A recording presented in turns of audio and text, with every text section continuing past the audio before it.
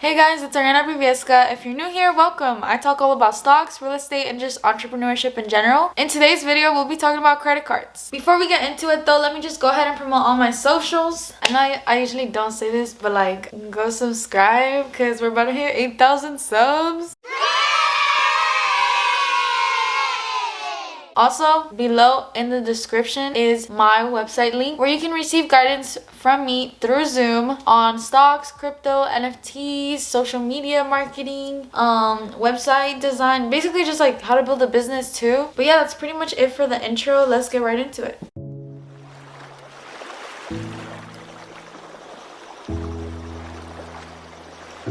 So, what is a credit card and what do we even use it for? A credit card is essentially just like a regular debit card, but the only difference between debit and credit is that with credit, we're using borrowed money. For each purchase that you make with a credit card, you will have to pay it back. For example, let's say you have $1,000 of borrowed money on your credit card and you decide to go to Starbucks and buy a $5 drink. That means by the end of the month, you'll pay back those $5 with your own cash. You will not have to pay your entire credit card limit, which in this case was the full $1,000. You're just gonna pay what you used. So in this case, you're just paying those $5. Before I understood credit cards, I thought that you had to pay your entire limit every single month. So just make sure you know that you only have to pay what you used. So we use a credit card to build credit. Credit is basically our reputation with paying back loans on time. And it shows to the bank that we are responsible adults with healthy spending habits. This means that whenever you want to take out a big loan at the bank for like a home or a car or anything else, the bank is more likely to approve you and give you a better interest rate because of your good credit score. Your credit reputation is rated by a credit score. And here are the levels of the score. So 300 to 490 is very poor. That is not where we want to be. 500 to 600 is poor. We don't want to be there either. 601 to 660 is fair. Again, not here. 661 to 780 is good. And finally, the one that we are aiming for, 781 to 850 is excellent.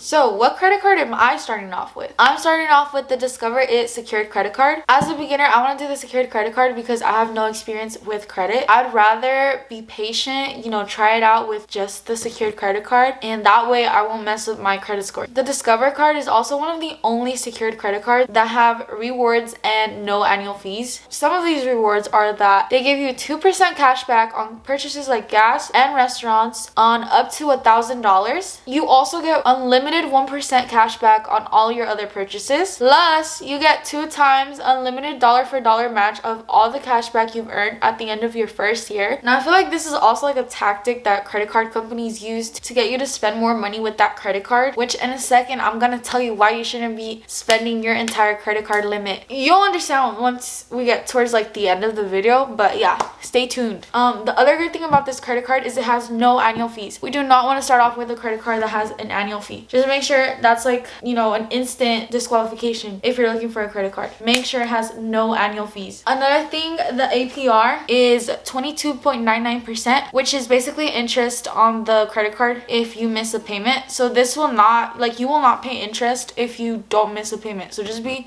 consistent with your payments and you deadass don't have to worry about this. And look, I don't care if your APR is 50% or 100%. It doesn't matter because the point of getting a credit card is to make payments on time and to be responsible to avoid that interest. So always remember, you only pay interest if you miss a payment, which we won't, so we'll be alright. So completely disregard the APR thing. We deadass do not need that information. In addition, I feel like this is the best feature of this credit card. It'll be transferred as a regular credit card after 6 months. After you've been using it responsibly for 6 months, Discover will check your credit card activity and basically just verify if you're eligible to get, a regular unsecured credit card with them. So make sure whatever secured credit card you decide on choosing, make sure this is one that does this, because yeah, you don't want to cancel your credit card and then apply for a new one because that hurts your credit score. So don't ever cancel your credit cards, guys. That's the number one thing you should know with credit. So what the hell is the difference between a regular unsecured credit card and a secured secured credit card. The difference between the two is that a secured credit card requires you to put down a deposit of your own money as your credit card limit instead of the bank loaning you the money to put it down as your limit. So you will give them the money to set as your limit, as your credit card limit, and they will store that money on your credit card. Another thing that I completely forgot to mention, Discover also gives you back your deposit. So if you decide that you want to deposit $1,000 as your credit card limit, Discover it will give you those $1,000 back once they see that you're eligible to get your secured credit card transferred as like a regular credit card. Now let's talk about an example of how this initial deposit works with secured credit cards. Let's say you deposited $200 as your credit card limit. So you gave Discover $200, which by the way, $200 is the minimum amount that Discover allows you to deposit. This means that you can only use up to $200 each month. You would just pay the deposit once, which is when you open the account, and pay back whatever you used of those $200 every single month. So if you go get gas for $40 with a secured credit card, you will pay back those $40 that you used out of the $200 available. You will not pay the full $200. So same idea as the regular credit card with like the payment wise factor, but just different methods of like your credit card limit, I guess. And this is why I believe secured credit cards are like the best way to start out, because there's no risk on both sides, the bank and you, since you know you're the one supplying your limit, and also you have a 99.9% chance of getting approved. So what are some strategies to make my credit score grow like crazy with a secured credit card? A lot of people think that because you have a secured credit card, that means that your credit score will not be good. Like, no, bro, that's probably just a myth that has been going on with the credit card companies because they want you to have like a regular credit card or whatever. The number one thing you need to focus on, no matter if you have an unsecured or a secured credit card, is keeping a low credit utilization. It means you need to use your credit card the least times possible. A lot of people say keep it under 30% of utilization. So for example, if your limit is $500 and you only spend $150, since 30% of $500 is $150. But honestly, the less the percentage, the better. So if you can do like 10%, that's amazing. Obviously though, if you have a limit of like $200, you can only spend $20. So if you can, I highly advise you to deposit a good amount of money onto your secured credit card. The maximum you can deposit with the Discover It secured credit card is $2,500. This is not a requirement though. Like if you cannot deposit like the $2,500 or $1,000 or something like that, like dude, don't do it. Your deposit does not determine how good your credit score will be. I'm only like recommending you to maybe try putting as much as you can down, just because it's going based on percentages. So obviously 30% of $500 is more than 30% of like $200. The main idea here though is keep a low percentage of credit utilization. Doesn't matter if your limit is $200 or if your limit is $2,500. Set a plan of how you're gonna use your credit card. Like if you're gonna treat yourself to coffee, you know, a nice little Starbucks drink once a week or whatever, or maybe like once a month, totally up to you. Or maybe you wanna, you know, buy yourself like a cute little shirt for like $20 or something, you know? My plan is just to use my credit card for gas. So how do you get the credit card that I have? The Discover It secured credit card. So you can go to the link in my description. I have the website link down there. And here are also all the steps displayed that you guys can follow.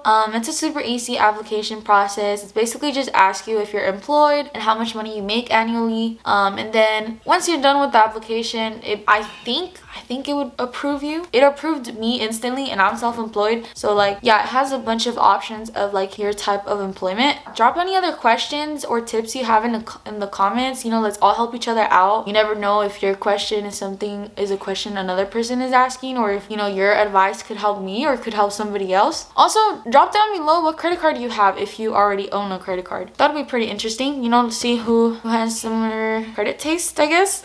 Thank you guys so much for watching. I really appreciate you guys for supporting my content. But yeah, that's pretty much it for today's video. Have a blessed day. Bye.